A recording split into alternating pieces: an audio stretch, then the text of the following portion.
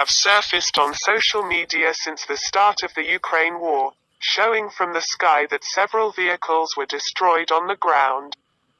This video footage was taken from a Ukrainian Air Force drone.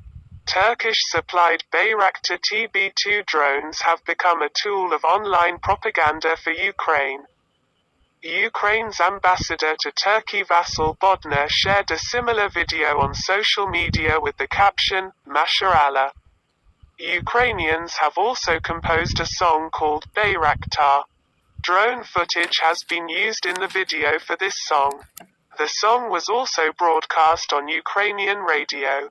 However, many are questioning the effectiveness of these drones.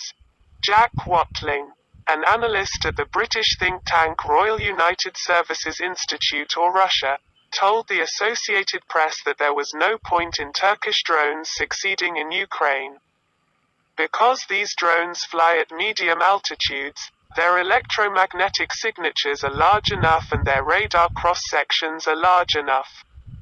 The Russians have a very strong air defense system, which is supposed to easily land these drones.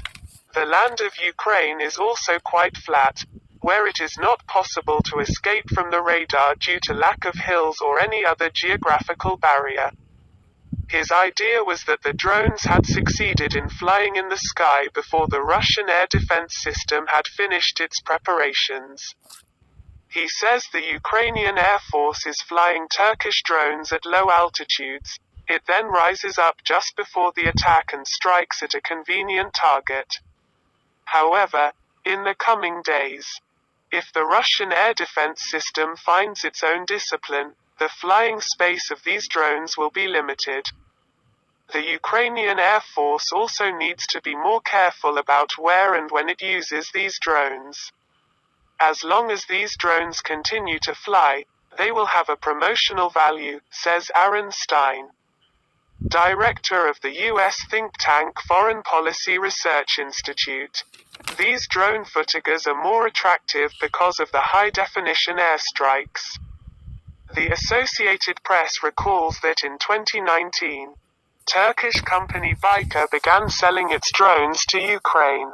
Delivery begins in mid-2021. In August of that year, drones were displayed in a parade on the streets of the capital, Kiev.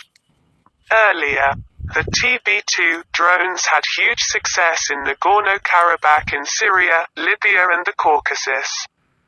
But there were questions about the capability of the opponent's air defense system on those battlefields.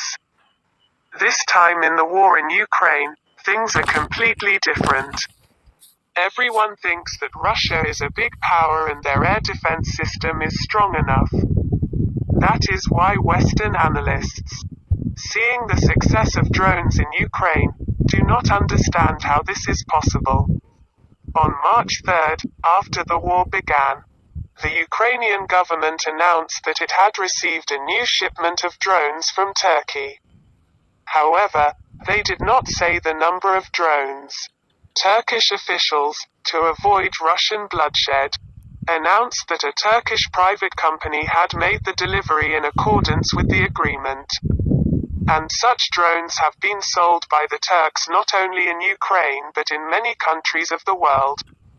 Although the exact number is not known, many say that the Turks have so far delivered 20 to 50 Bayraktar drones to Ukraine.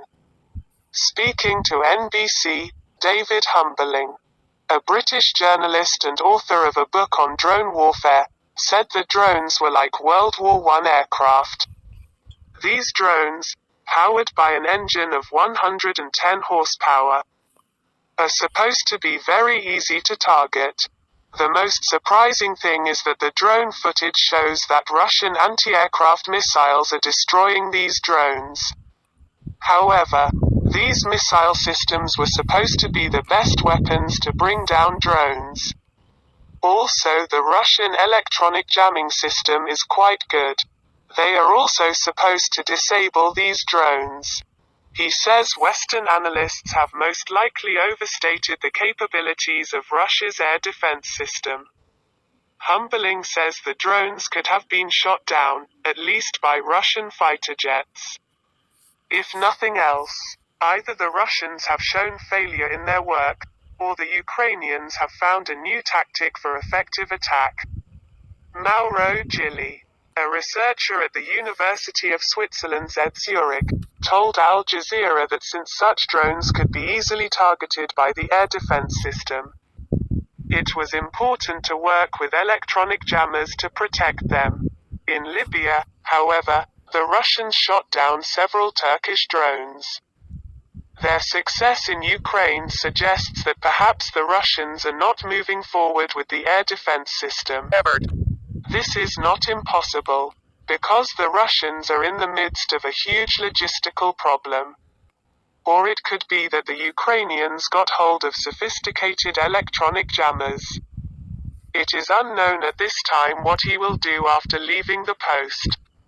However, the drones have further elevated Turkey's position in the international arms market. One Turkish Bayraktar drone costs about 2 million, which is nothing compared to the price of any aircraft flying in the sky.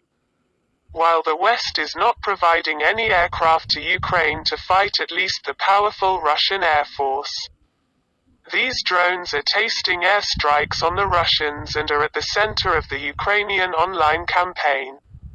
What is certain is that Western analysts did not believe that these drones could have any success in Ukraine.